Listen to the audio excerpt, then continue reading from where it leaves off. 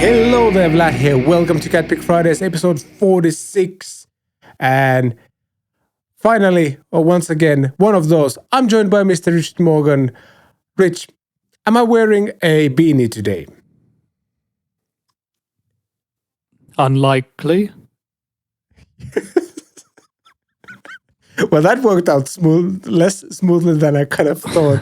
Maybe I should have told you what I'm going to ask. That makes more sense. Just a show note for ourselves. How are you doing? Yeah, I was confused. For a minute, I thought beanie was just a synonym for hat. And I was like, yes, he is wearing a hat. But how do I twist this round and say unlikely? But yeah, a beanie is, of course, not a snapback. And what you're wearing is a snapback. It is indeed. The CatPick Fridays Unlikely Snapback arrived about a week ago or so.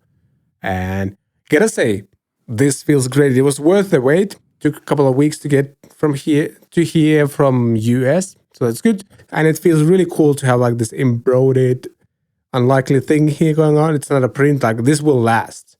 So that's really cool. I'm actually excited about this one. And my daughter was as well. I need to see if there's like kids size available.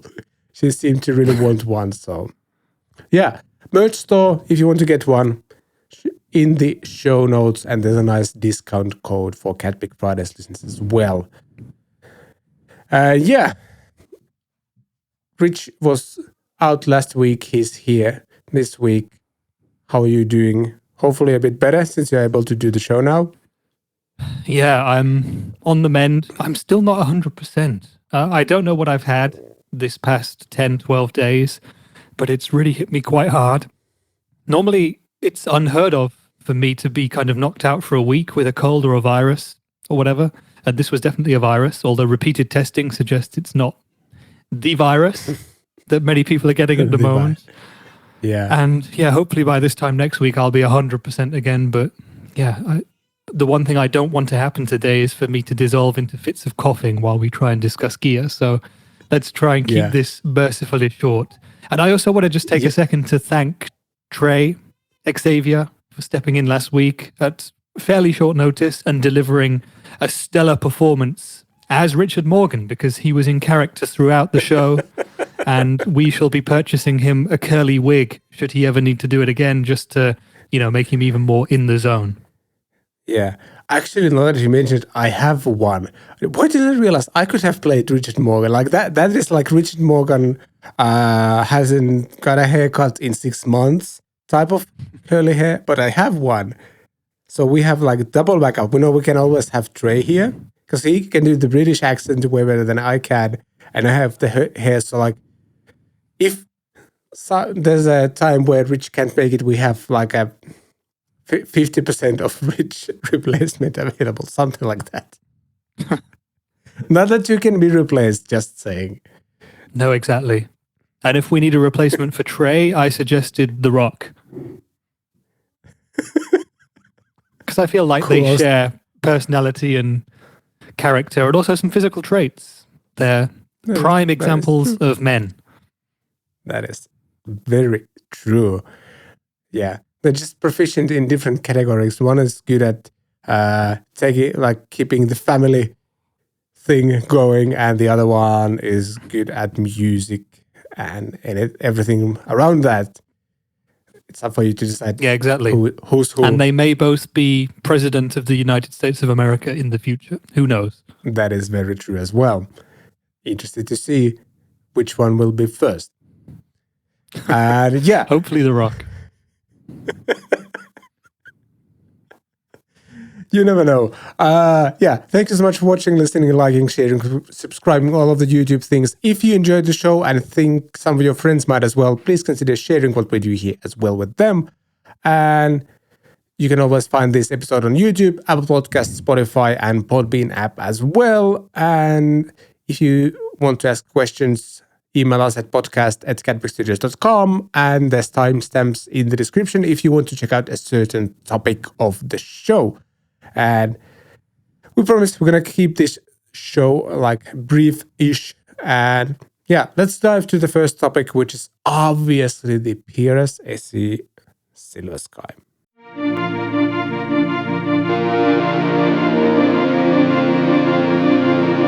Now, we did kind of talk about this with Trey last week already, but I wanted to have your opinion. Like, obviously, this was a gigantic release from PRS based on all the reactions online, good or bad, or good and bad, I'm going to say. But since the last week's show, I'm actually like getting more excited about this, especially after seeing the kind of official launch video with John Mayer explaining the guitar. I was kind of impressed. I'm actually like very curious to try one out at some point, and actually a local store seems to be getting a few of those fairly soon. But what's your take on the SE Silver Sky? Well, it was the guitar industry's worst kept secret for quite a long time, and it's finally here. And yeah, they picked the week to release it when I was unavailable to come on the show, unfortunately, so I didn't get to do the exclusive with you, but I think it looks like a really good instrument. I've tried a full fat Silver Sky, the USA made one, and it's not really my thing. I've never really been that much of a Strat player. I'm not a Mayer fanboy. I don't play the kind of music that he plays. But I feel like this guitar is actually going to be way more up my street. And I think it looks fantastic. And I love the marketing that they've done. And I'm sure it's going to sell bucket loads. The one thing that's put me off is hearing the price, which is $849 or €1,000, effectively in Europe. And I feel like that's too much because it's slap bang in Fender Mexican price point territory. And I think in some ways it's going to be a hard sell. But on the other hand, it has these amazing specifications. You know, you have not that many corners that have been cut compared to the original USA model, which is fantastic. The pickups are different, but from the demos I've heard, the guitar sounds really, really good. It also has the 8.5-inch fingerboard radius, which is a little bit more kind of comfortable, I would imagine, for people who don't like the 7.25 vintage radius of the USA Silver Sky. I'm one of them. Yes. And it has a rosewood fretboard, which in my mind elevates it above current Fenders that have Palfero or Indian Laurel boards. I think it's really cool that they've put rosewood on it. The one thing that I would be really interested to see would be a demo of someone playing this guitar more in the style that I kind of play. You know, some indie, some alternative rock, that kind of stuff. Because pretty much every demo I've seen so far has been either John Mayer or someone playing their version of what John Mayer sounds like. The best demo video that I've seen so far has been Phil McKnight's, where he does a bit of his own sort of stuff. Still a bit Mary, but he does the Phil McKnight thing. And I think the guitar sounds great. And with the pickups, I think that they've done a great job voicing them, because the bridge pickup, for example, doesn't sound super bright and brittle. It sounds nice. It's quite warm for a bridge pickup. And I feel like this guitar would actually be very, very good for doing a lot more than just the Mayer thing. So those are my thoughts, kind of my first thoughts, and also the thoughts that I've sort of percolated in my head the past week. But you said, Vlad, that after kind of being a bit cool about it, you've warmed to it and you're more excited. What has changed in your mind since you saw the first release of the guitar? Well, first of all, the radius. I had tried the US-made Silver Sky, and while I thought that it was a great guitar, and it felt different to Fenders, because actually, like, the first time I tried the Silver Sky was at Thomann in 2019, I think. It just came out, they had few in the shop, and I got to try it, and I also got to kind of A/B test it against few good Fenders that they had in Thomann store as well. I was working on an event there at that time, and they're different. And 7.25-inch radius is very, very kind of vintage-like. And I've actually owned a Fender with that radius, and I ended up selling that guitar because of the radius, because I just kept fretting out, like, the low and high E strings, like, would just fret out with the way I play. I was playing a live show at the church one time and just fretted out like 5 times during one song, and then I was like, nope, I need a different guitar, I think. So that was your Roadworn Fender, right? Yeah, exactly. It had the same radius. Like, It sucks that I had to give that a guitar up because otherwise it was absolutely perfect. But yeah, this makes me very excited because it sounds like the SE Silver Skies sounds exactly the way I would love that kind of guitar to sound. It seems like it's gonna do like really cool rock sounds with the bridge pickup as well because it's not like super bright or anything like that. Like, they seem to be really well balanced. And I'm warming up to the color options they have right now. I still don't know which one I would get, but I'm kind of warming up to it a bit more. And I feel personally like- don't mind the headstock either. It looks cool to me. Yeah, I like the headstock. I have no problem with it whatsoever. I prefer the Fender Strat headstock, but I have no problem with this one. I feel like with the colors, they've deliberately chosen things that Fender don't really offer to differentiate in that way. I'm not sure which one I would pick, but I definitely want to hear someone play some more various genres than what we've heard so far. It will be really interesting to hear how this guitar handles that kind of stuff. Exactly. They should have sent one to me. Exactly.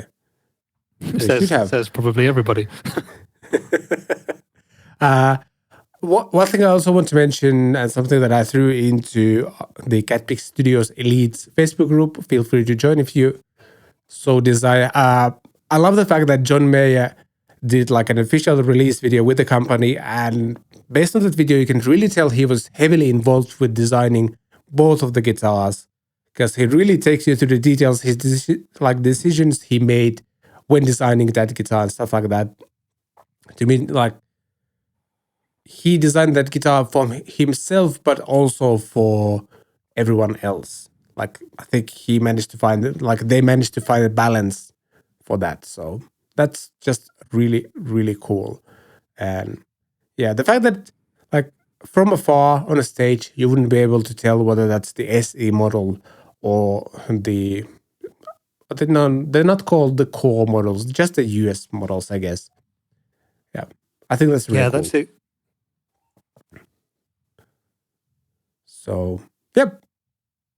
I posted our discussion with Trey on the channel as well. And yeah, we talk about the fact that this is going to sell bucket loads. And that's something that you mentioned as well. So, interested to see how fast these will sell out because there's like shortages of stuff all over the world right now. But yeah. Personally, by the way, I think I might be leaning most towards the like dragon fruit or stone blue finishes. Which is the dragon fruit one? It's like the reddish one, something between red and pink. I think Giga's article doesn't have the photo of all four of them right now, but okay. Yeah. I think I'd go for the evergreen one, but it's it's hard to know. I'm looking forward to seeing these in person. I suspect it will be at least March before we see anything in Europe, but who knows? With current delays to shipping and availability issues, it could be longer. Yeah. I actually think I saw on Facebook that the local store will have them in February, so maybe they'll be out fairly soon. We shall see. Well, I suppose it's possible, and they've been building and planning for this release so long, they may have actually had stock that is already out there. Yeah. Yep. Speaking about stock, Fender CEO talks about guitar and amp stock shortages in the Music Radar article. And yeah, it's what's been kind of going on, but for a while now, but it's nice to hear from someone like up there. Fender they're the biggest music gear maker in the world right now, I think, right? So hearing this from them means that it's, this indeed is the case. But yeah, a lot of stuff takes time to get anything, and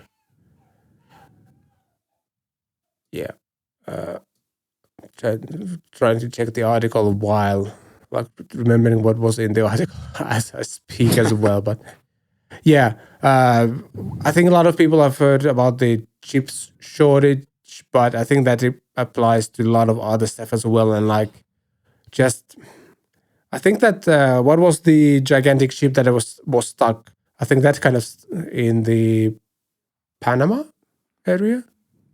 Yeah, in the Panama Canal. I forget the name of the ship. Yeah, I think that one kind of started it all, and I think I remember reading at the time that this is going to like have long-lasting effects because the supply chain is such like tight and organized thing. Like if there's a delay there in the canal, like it affects everything for a long time before it kind of evens out. Plus everything COVID related, and that one chip factory burning in China a while ago, and it all contributes. Chip shortages. So far, I don't remember this being applied to guitars as much, but I guess that's happening as well to some extent, at least. We have seen it. Yeah, we've seen it a fair bit with guitars and with many products, in fact. And I think actually in the past year or so, you have seen it already with Squiers as well. New classic vibe ranges would be released or whatever, and they just weren't in stores.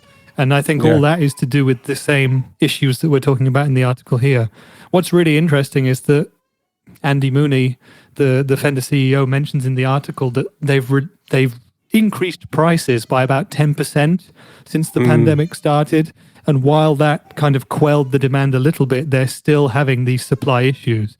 And all that's also down to the fact that so many more people have started playing guitar since coronavirus hit the world. And so that's contributing to it as well. And in a way, I'm not going to say it's a luxury problem to have, that they can't build enough guitars, because of course there are other issues, but at least there are more people picking up the instrument, and let's hope that they stick with it after the coronavirus pandemic is done with. So that's kind of, it's a positive on the horizon. That's how I'm choosing to look at this. Yeah. He also really revealed CNBC that Fender has recently conducted a research that found that there had been 16 million new entrants picking up the guitar since the pandemic began. I'm assuming this means US, but wow. That's ridiculous. 16 million new guitar players. That's really cool. I find that, like, I would love that to be true, but I find that to be such a high figure as to be almost unbelievable. 7% of the US population started playing guitar during the pandemic. 7%, that's... If it's true, it's amazing, and I'm all for it, but it's like such a high figure.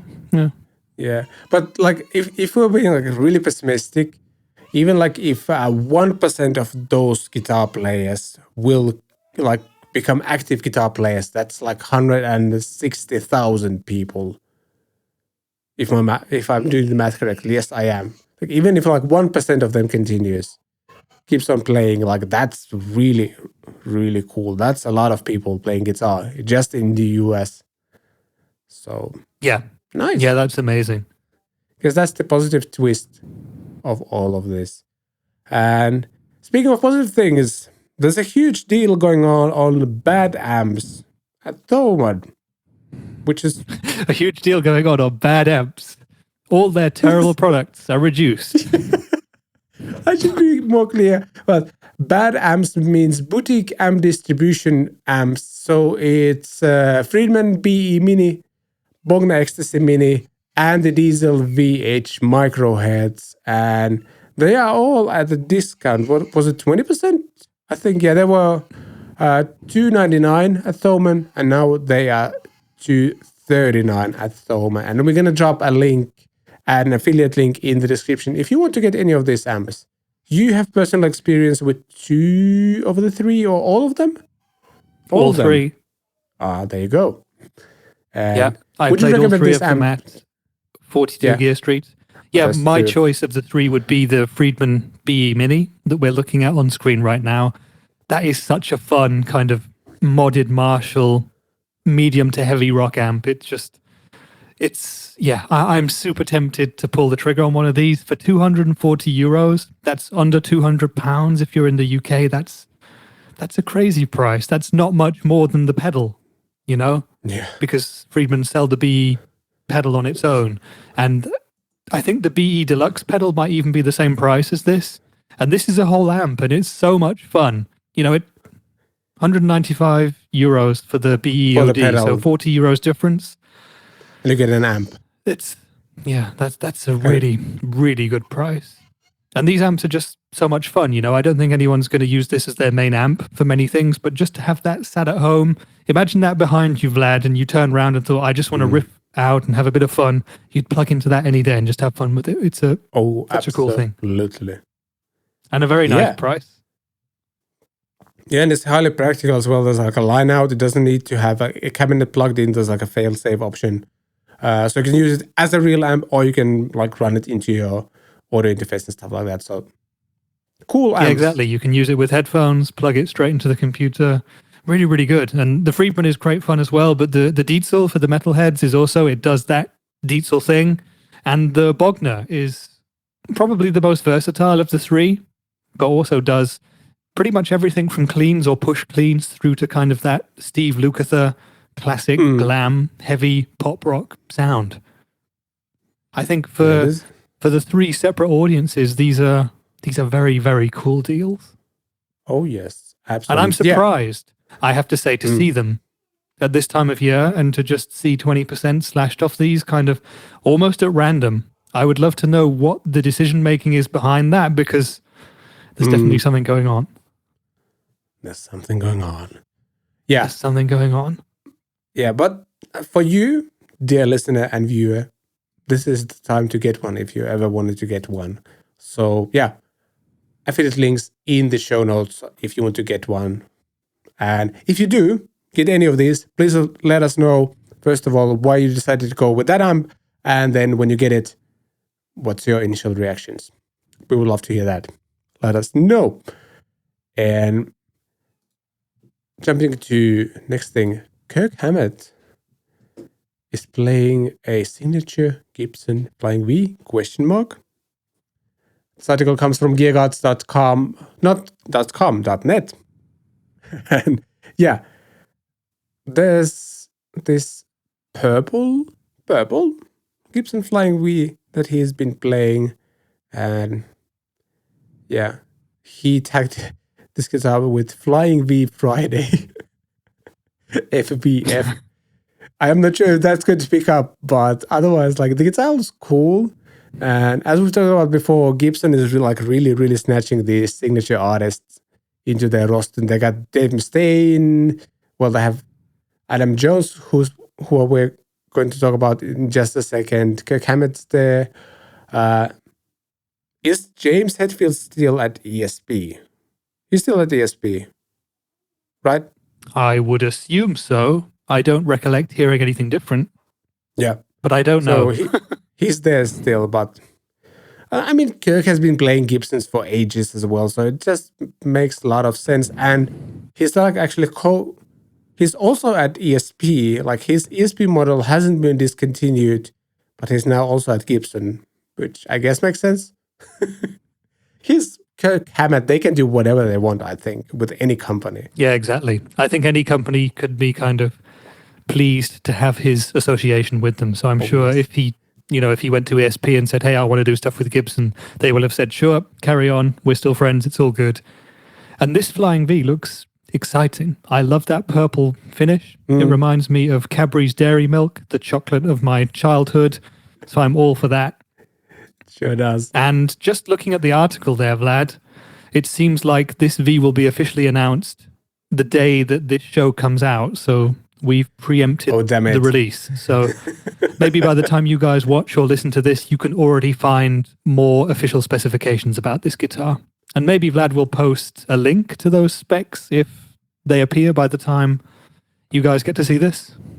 Yeah. Giving you extra work there. Yeah, I've started to do a thing where I take like a little snippets from our show, post them as separate videos, some like highlights of that show, something like that. And maybe I'll drop this one. Like when the news drop, maybe I'll drop this one as well. like a clip from this article, and there will be links in the show notes for this one if you want to check it out.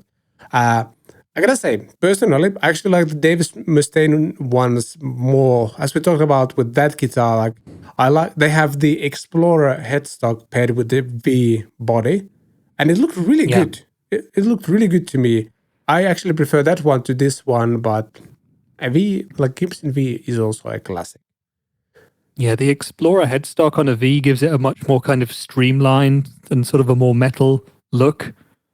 I really like the traditional headstock, as we can see on the Hammet one there, but it's just a different vibe, much more vintage looking. Yep.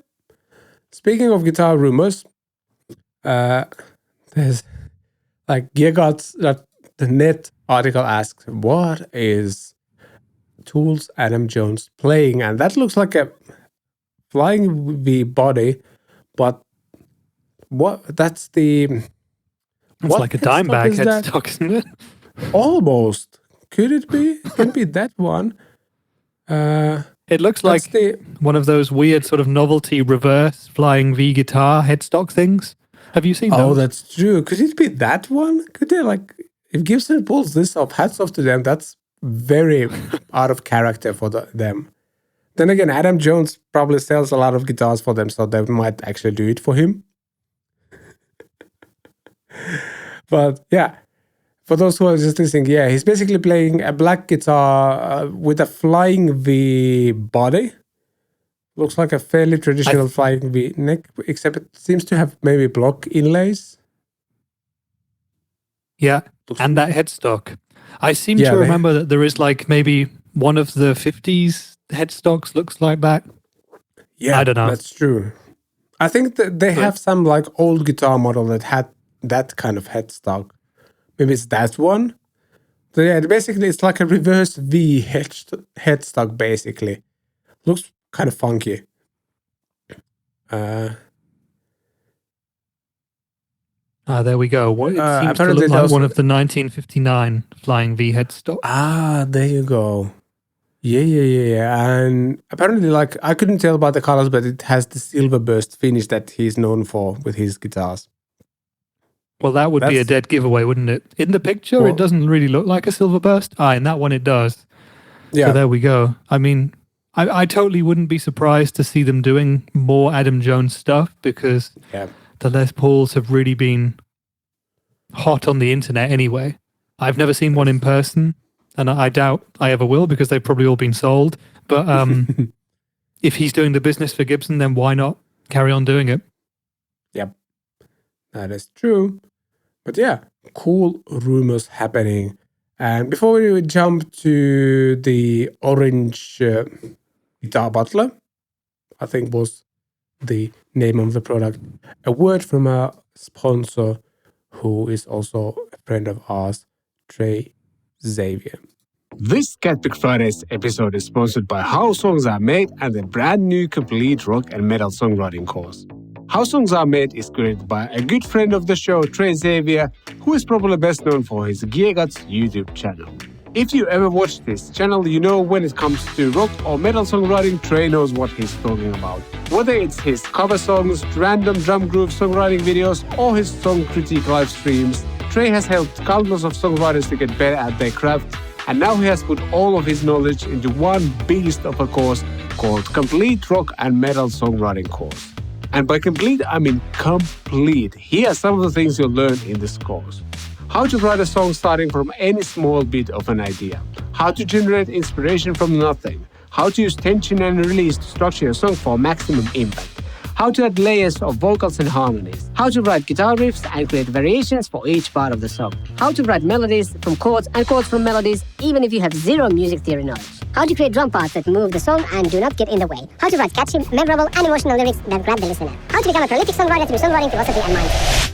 Now is the time to take that next or your first step in songwriting journey and put those ideas in your head into reality. To sign up for Complete Rock and Metal Songwriting and support CatPick Fridays, please use the link in the show notes. Happy songwriting.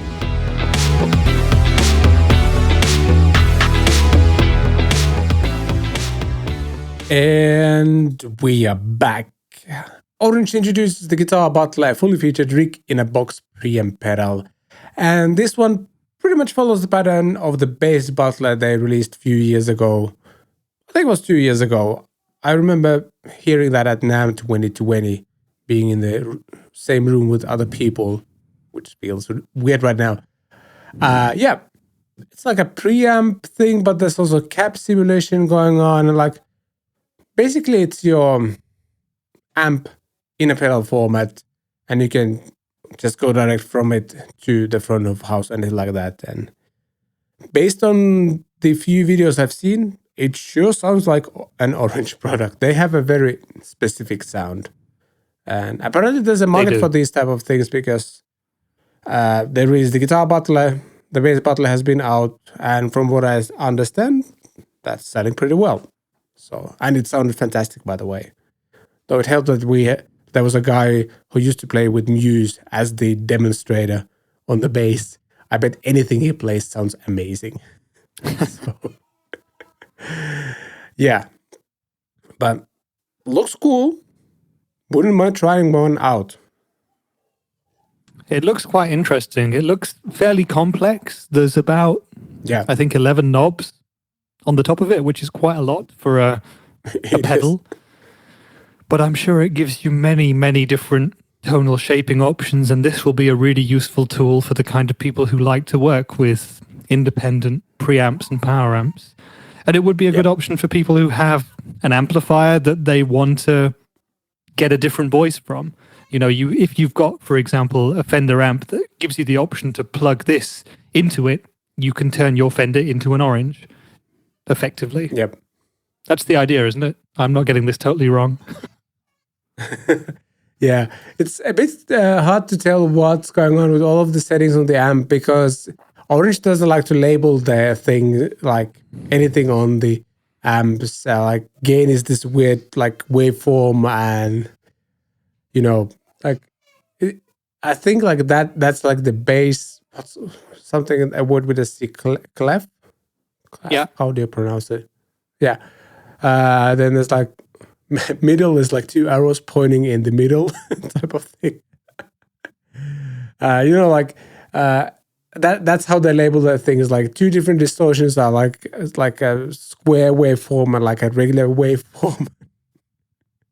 But sometimes it's hard to decipher like what's what. Like when you try them out, you usually find out fairly quickly what's going on. But it's their style of labeling everything. Seems to have a very decent I/O. Can cheat again. There's like an effects loop. There's effects return input. There's an amp out, I think, and then there's like a direct out as well. And price is going to be, according to the Guitar.com article, is $429. Which who do you think that this is mainly aimed for? Yeah. Who do I think it's aimed for? Yeah. That's a great question because, I mean, as a home recording tool, why not if you love the Orange amps? Though they do also have this Super Crush 100, which kind of does a lot of similar things as this one. Both have the direct out option without needing the need to have a cab. This is obviously way, way smaller, and you can throw it on your pedal board as well. Yeah, I think this is like for people who want to have some sort of like, I'm going to put in quotes, real amp as the center of their pedal board based setup, which seems to be a really popular solution nowadays anyway. So, yeah. Does this Guitar Butler offer any cabinet simulations, or are there any IRs built in or anything, or is it exclusively preamp? I think it's this output has there is an output with cabinet simulation. We haven't been able to find out. The same was with the Super Crush 100, the big head amp as well. Is whether you can disable that. I don't think the cab simulation is digital. Like based on the Super Crush videos I saw, it's not digital, so it's like frequency compensated. I could be completely wrong about this though, so I'm not 100% sure.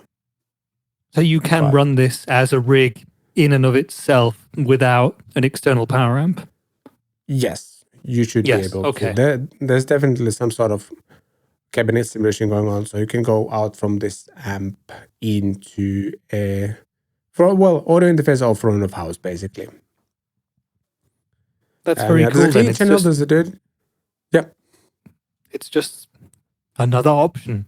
There are many pedal board based options these days, and this is the orange flavored one, effectively. Exactly. We recently talked about the Victory pedal amps and pedal preamps that are out there that look very cool. That's the Victory flavor. There's a bunch of other brands that do them. Blue Guitar, my day job, for example, that's a full amp. Using Kettner has the Ampman products.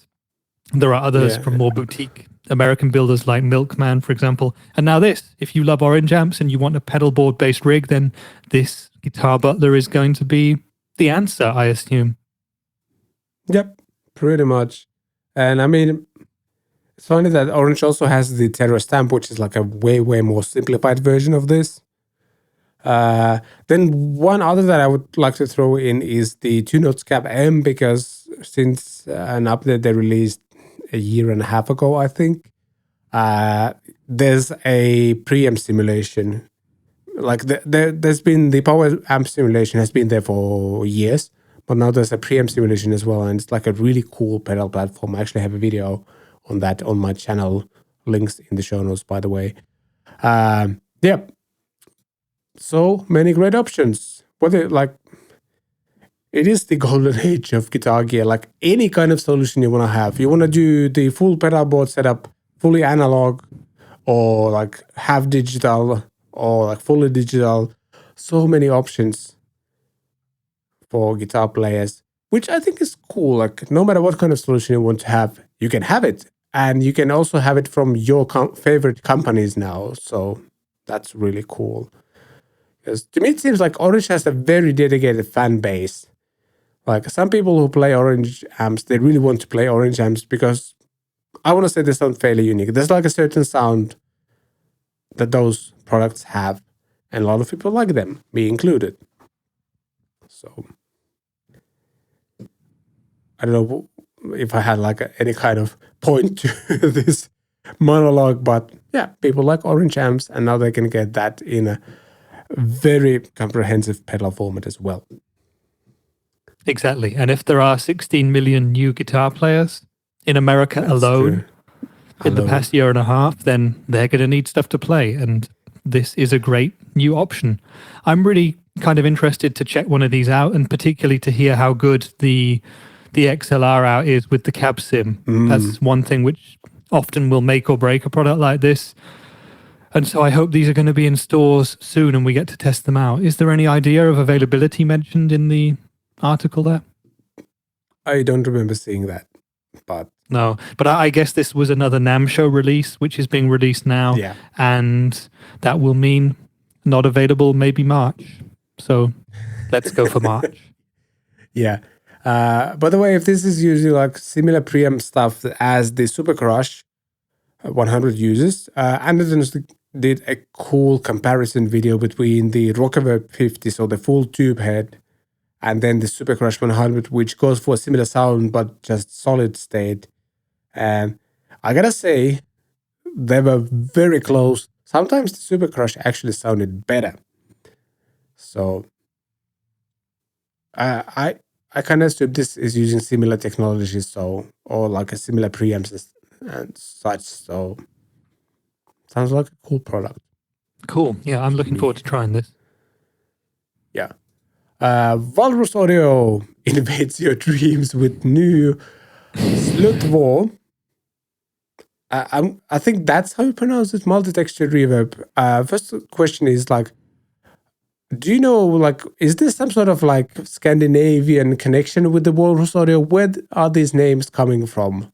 Slötvå sounds like something Eirik would pronounce, like using his vocabulary, like a Swedish or Norwegian word. It sounds like a Swedish or Norwegian word, or like a very, very nasty insult in some areas of northern England. If you get called that in Liverpool, then run away immediately. But no, I don't know. I don't know, but I feel like there must be some kind of connection because they do like to name their stuff in that kind of direction. But they are American, aren't they, Walrus? I think so. That's what makes it interesting. Maybe the designer or someone from the company is has Scandinavian roots or something. I don't know. It's possible. Yeah. This one looks fairly similar to the Slö one they released 2 years ago. I think this just has more stuff in it, I think. It does. And presets. It has 6 presets. Ah, nice. That is really cool. Which Something is- that I missed about it. Yeah.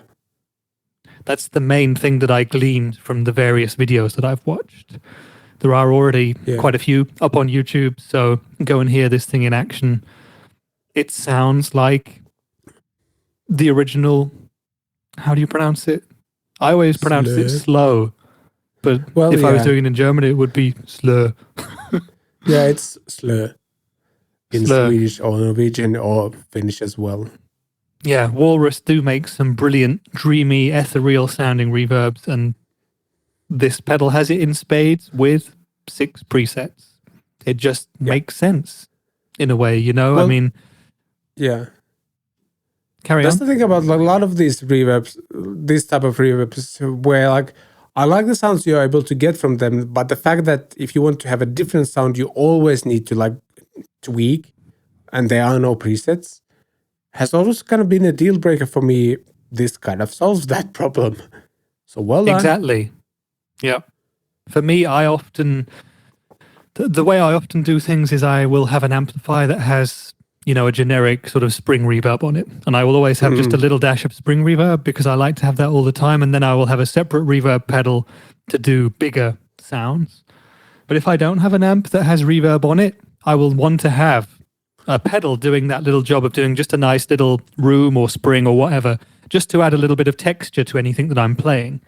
And if I then need a second reverb sound to do some atmospheric stuff or just to get a different effect, if that pedal doesn't have the option to instantaneously switch between the two, or if it doesn't have presets, that is annoying, as you say, because you need a second reverb pedal. So pedals like this are just doing the common sense thing of letting guitar players have those options at the tap of a foot switch. So it's a natural evolution of the pedal. And when it sounds this good, I know the original and it sounds great, then very, very cool. Yeah. I like the fact that this isn't the Slö version 2.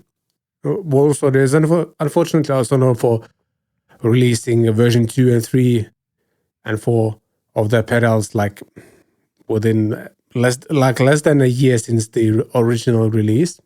And we talked about that in the show before. But this is an upgrade.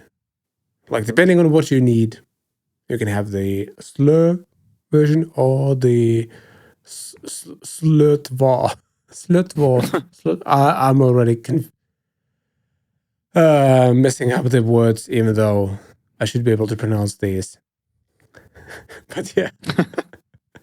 Check out the videos for the Slötvå multi-texture reverb.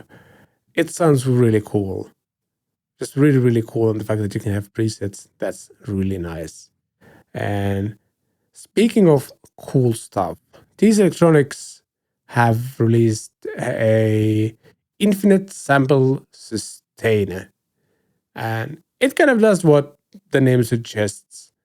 You record something and it can loop it forever. Or sustain something forever. And more stuff for the ambient fans, I'm gonna say. And yeah, a sample sustainer is something I've never really used. Do you have much experience with this kind of effect? Not a sample sustainer. I mean, I understand what it does, but yeah, it's obviously kind of different to a loop. So you can it's even more texture creation tool than a looper, I'm gonna say. Obviously, there's workarounds on how you can do that with a traditional looper as well. But yeah, somebody can create huge soundscapes with just this thing.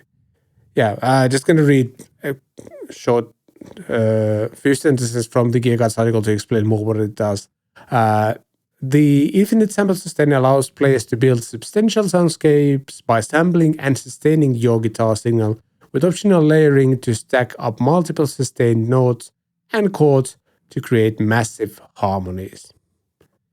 So yeah, you're kind of just stacking up sounds on top of each other to create wall of sound type of thing. There's an official product video, if you follow the link to the GearGuides article, that like you can listen to it and get a proper impression of what it does. It's surprisingly hard to explain what it does with just words. Yeah, I mean, I haven't seen the video, and I still don't really know from that marketing copy what it actually does. So it's going to be interesting. Yeah. I was thinking at first, might it be something a bit like the Boss slicer effect, where you kind of cut samples out and can do things with them? Or is it going to be more like, you know, the Digitech Freakout, where you can kind of hold long sustained notes and use them kind of as a basis to solo over or whatever? Or is it kind of a mixture of the two? Or is it something totally different? That is going to be something I'm going to find out after the show. Well, I know that the slicer is something where you take, like, you record a sample, and then, as the name suggests, you slice it to create new rhythmical patterns with that effect. So you can take, like, I don't know, like a long note, you slice a chunk of that note, and then you can use that note to create some rhythmical patterns, for example. That's how I understand the unit. And I think I've tried one at some point, and I've had, there was a slicer option on the MT200, I think, that I had from Boss. So that's what you do with that one. Whereas Freakout, it simulates the feedback of your guitar, where you can kind of create like an infinite sustaining note, which is also really cool. But I think Freakout also, like when you hold that pedal's foot switch, it kind of simulates the amp feedback, and you can do that infinitely, which is really, really cool as well. I think that pedal has sold out, by the way, or are they still producing it?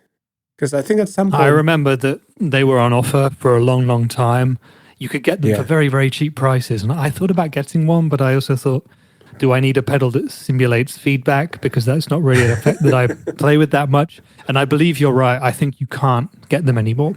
I'm going to Google that right now. Yeah, go ahead. But yeah, I mean, DC Electronic, I have mixed feelings about the company since Behringer acquired them some years ago now, actually. And yeah, I've heard from a lot of friends. The Freakout is still available. Oh, it is. Okay, there was something happening with the company where did somebody buy the company or something like that happened, where I wasn't sure whether some of the product would be available anymore, but cool. Yeah, Digitech had a bunch of different problems and kind of went out of business and came back and went out of business. And a lot of the original team left and went to do other things. And yeah, but it seems like they're kind of back, and there's a couple of really cool pedals that they do. The other one that comes to mind is the Rubberneck analog delay. And that one also went down to super cheap prices. And I thought about getting that and didn't. And now it's back to more expensive prices. But that also disappeared from web stores. It was unavailable for a time, and now it's back. And it's like, what's really going on there? And who is building those pedals? We don't know. Yeah. But yeah, TC Electronic, as you say, bought out by Behringer. And since then, they kind of have, I would say, a significantly different brand image. And what were you going to say? You've heard things from people about how things are different there now or something? I've heard from people who have bought new TC products that the quality isn't the same. Like a lot of their like flashback delays and such have been broken or broke after just slight amounts of use. And I guess like when you get bought by Behringer, that's kind of exactly what happens. Produce the same thing, but for cheaper. They have the means. Behringer is a huge company, but that's the downside of that, I'm afraid. So, But I also had some And good things like, what's the DC Electronic, like the multi-effects unit they released, which has all the tone pretty stuff. The plethora. Yeah. Apparently that's really good. So. I've never seen one of those face to face still. Yeah. That's Me another neither. thing that I need to change, because I do like a lot of the TC effects. The delays and reverbs are really, really good. Yeah. Actually, what I should also mention is that I've talked to a few people in local music stores, and they all dropped out TC Electronic after the acquisition because there was too many returns, apparently. Well, it will also be interesting to see if TC Electronic follows the Behringer path in the future of kind of removing the vast majority of dealers and just working with a few kind of super dealers or whatever they call them, as Behringer does now. Yeah, but that's a different story, and the kind of conclusion that we've reached is that we still don't know what the infinite sample sustainer does. That is very true. Yeah, we kind of do, but yeah, I think it's probably one of those pedals where somebody like would try it and somebody would explain it to you while you try it. Then you would go like, oh, no, I get it. This is really cool. Like, this is cool, but I don't have any use for it. Yeah. Or somewhere in between.